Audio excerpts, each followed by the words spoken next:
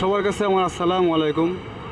আসলে আমি বাঁশির যেমন তেমন বাজাই, বাঁশির থেকে আমি আমি ভালো গান গাইতাম পারি এবং আমি একজন গীতিকার টুকরা গানও লেখি।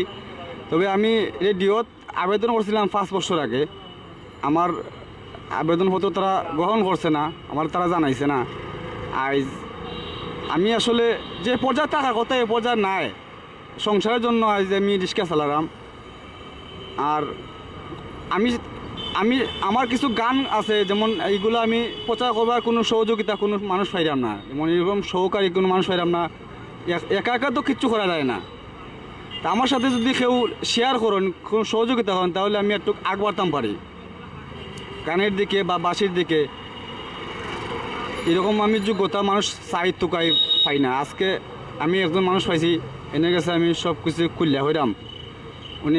উনি যদি আমাকে সহযোগিতা করেন, তাহলে আমি একটু আগ বাড়তাম পারি বাঁশির দিকে বা গানের দিকে। আমার অনেক গান আছে, 50-60টা গান আছে আমার নিজের লেখা। আমি এই গানগুলা টেকার অভাবে আমি প্রচার করতাম পারি না, আর আর্থিক সমস্যার লেগে আমি সময় দিতাম পারি না। সংসার চালাইতে হয় এবং সাধনা করতে হয়। তা আমি এরকম সহযোগিতা মানুষ চাই, যারা আমার সহযোগিতা করতে পারে। এরা সহযোগিতা করলে আমি একটু আগ বাড়তাম পারি। প্রথমে আপনারা আসসালামু আলাইকুম, সম্মানিত দর্শক শ্রোতারাও আসসালামু আলাইকুম। আসলে এতক্ষণ এই বাইর যে বাঁশির সুর আমি অনেক দূর থেকে শুনতে পাইছি। ফলো করতে করতে আমি এই জায়গায় ইয়ে পৌঁছেছি, আগে দেখলাম যে এই লোকটা বাঁশি বাজাচ্ছে।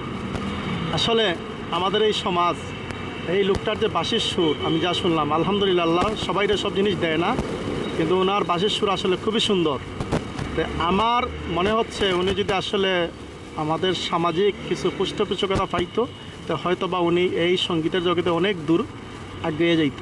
তো আমি আশা করি দেশবাসী, সম্মানিত শ্রোতাদের কাছে অবশ্যই এই যে সমস্ত প্রতিভা, এরা আমাদের দেশের গর্ব।